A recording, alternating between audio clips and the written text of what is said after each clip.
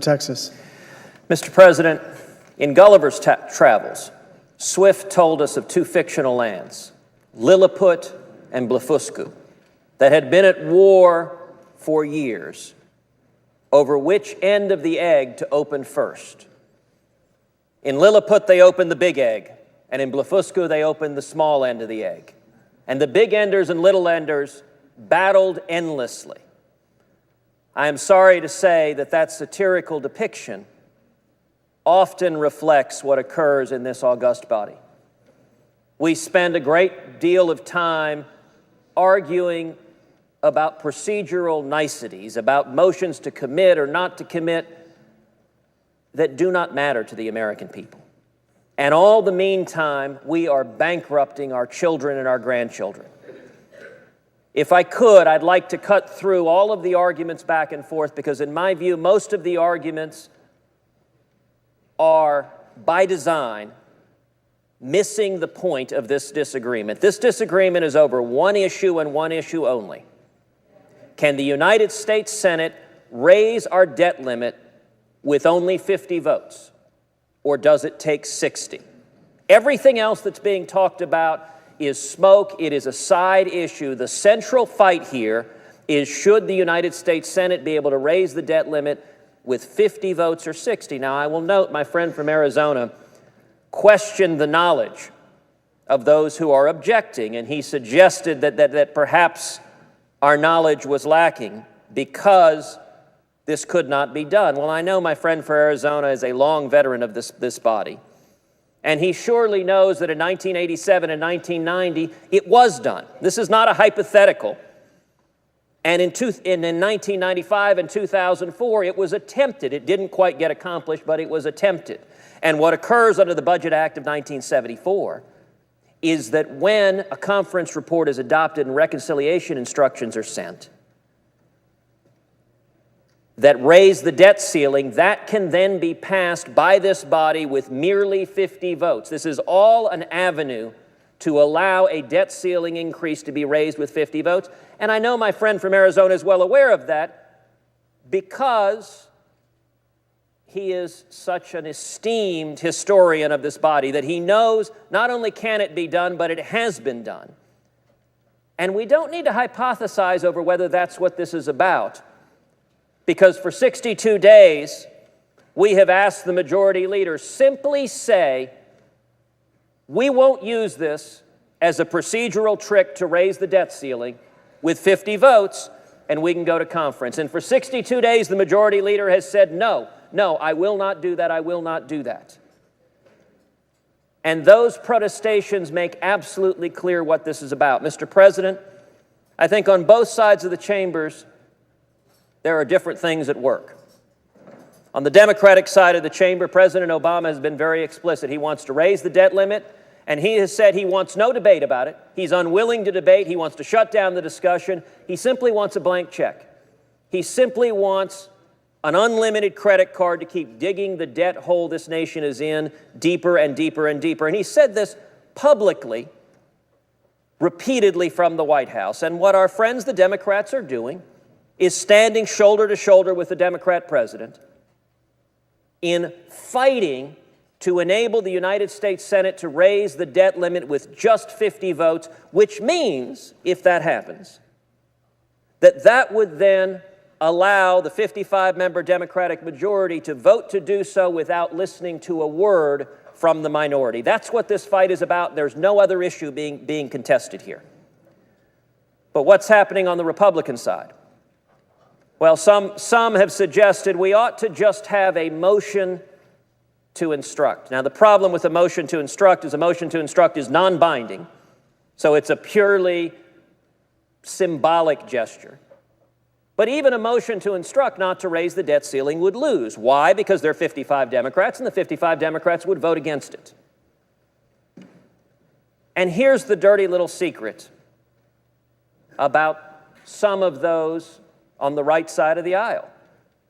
There are some who would very much like to cast a symbolic vote against raising the debt ceiling, and nonetheless to allow our friends on the left side of the aisle to raise the debt ceiling. That, to some Republicans, is the ideal outcome because they can go to their constituents and say, see, I voted no, and yet at the same time, wonderfully, they lost, and they didn't actually have to stand up and stop what was happening. And so that is an outcome I believe that there are some on this side of the aisle who desire. Now, I do feel obliged to rise in defense of my colleagues, the Republicans, because the senior senator from Arizona has impugned the Republicans by claiming repeatedly that it is only a minority of Republicans who are opposed to raising the debt ceiling on just 50 votes. And he has repeatedly suggested on the floor of the Senate that, in fact, it may be a small minority, that the overwhelming majority of Republicans, the senior senator from Arizona said, stand with Harry Reid in wanting to be able to raise the debt ceiling on 50 votes. Let me suggest to the senior senator from Arizona that, number one, in saying that, he is impugning all 45 Republicans in this body. But number two, it has been suggested that those of us who are fighting to defend liberty, fighting to turn around the out-of-control spending and out-of-control debt in this country, fighting to defend the Constitution, it has been suggested that we are wacko birds. Well, if that is the case, I will suggest to my friend from Arizona, there may be more wacko birds in the Senate than is suspected. Indeed, I would encourage my friend, the senior senator from Arizona, that if he were to circulate to Republicans a simple statement that said, we, the undersigned Republican senators, hereby state that we support giving Harry Reid and the Democrats the ability to raise the debt ceiling with 50 votes instead of 60. I believe he will find that his representation to this body, that it is only a minority of Republicans that oppose that, is not accurate. This issue gets obscured by the procedural complexities, and that's not by accident. Washington is very good at speaking doublespeak that make the citizens' eyes glaze over. But at its heart, it's very, very simple.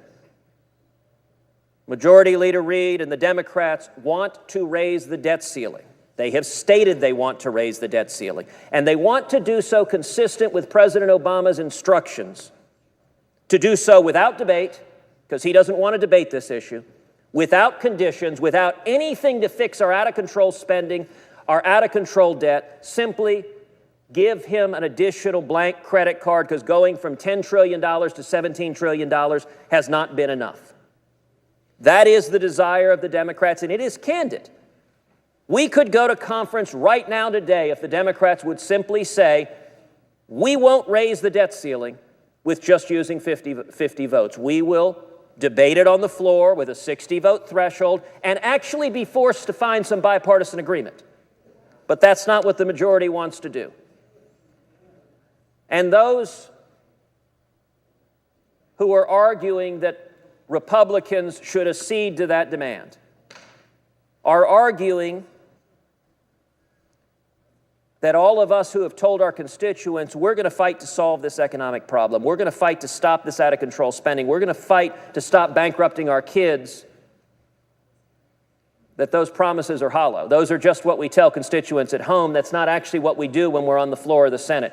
I would note, indeed, that when the senior senator from Arizona said it is only a small minority that believes this on the Republican side, if my friend, the senior senator, is able to produce a written letter with the signature of a majority of Republicans, I will offer here and now to go to a home game of my Houston Astros wearing an Arizona Diamondback hat.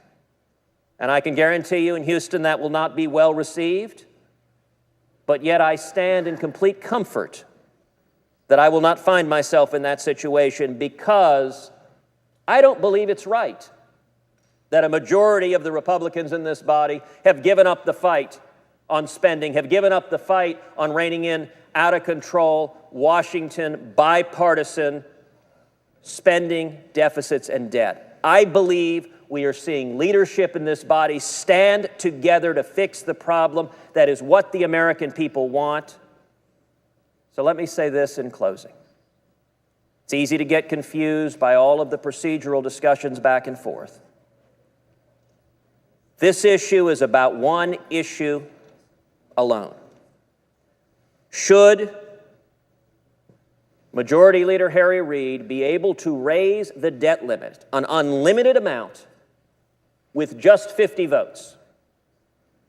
Or should it require 60? If it requires 60, there will have to be some positive steps made to fix the problem. If it's just 50, the Majority Leader has the votes right now today to write a blank check for the federal debt. That's the issue, and I think the American people are not conflicted in the answer to that issue. The American people want us to fix the problem and stop digging the debt hole deeper and deeper, stop putting our kids and grandkids on the path to Greece.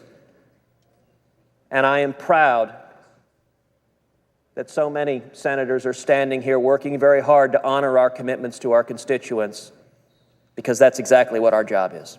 I yield the floor.